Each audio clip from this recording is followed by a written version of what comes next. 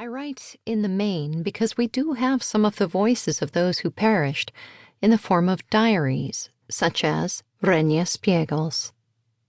Diaries are different, not only because they allow us to hear the voices of those who did not survive. They are different from memoirs because they do not pose these methodological challenges. Irrespective of whether they were written by someone who survived or someone who did not, they are fundamentally different from memoirs because they are contemporaneous accounts. Simply put, the author of the memoir knows the end of the story. The diarist does not. The diarist may well be unaware of the bigger picture of what she is experiencing.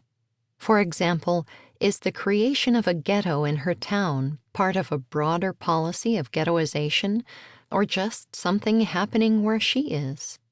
Whereas the person writing after an event may have a sense of how a particular German decree fit into overall Nazi policy, the diarist generally does not. What may seem to be of relatively little importance to the diarist may in fact turn out to be of great significance, and conversely, what may seem utterly traumatic to the diarist may pale in comparison to what will follow.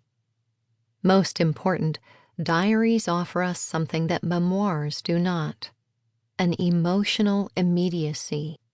And it is this immediacy that is so very compelling.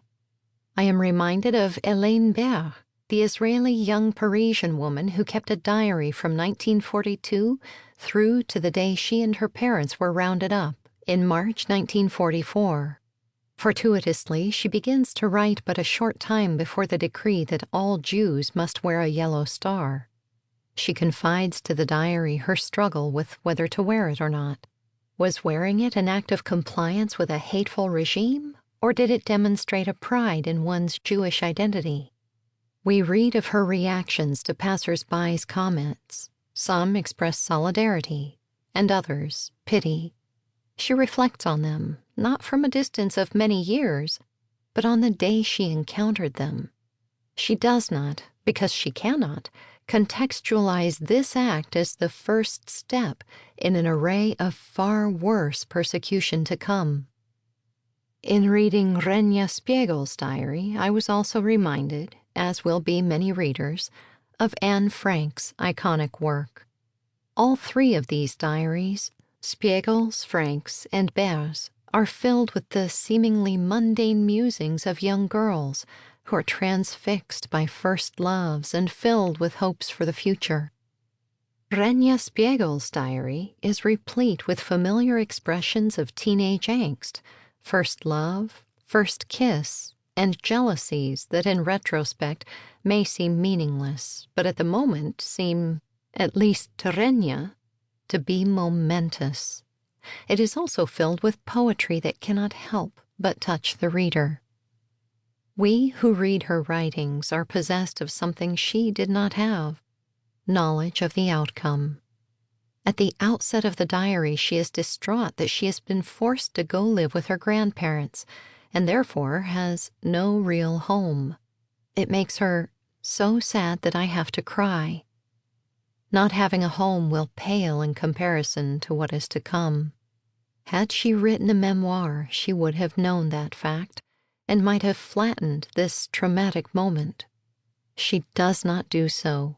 In 1940, after the fall of Western Europe, she cries, "I'm here on my own, without Mama or Daddy, without a home, poked and laughed at. Oh God, why did such a horrible birthday have to come? Wouldn't it be better to die?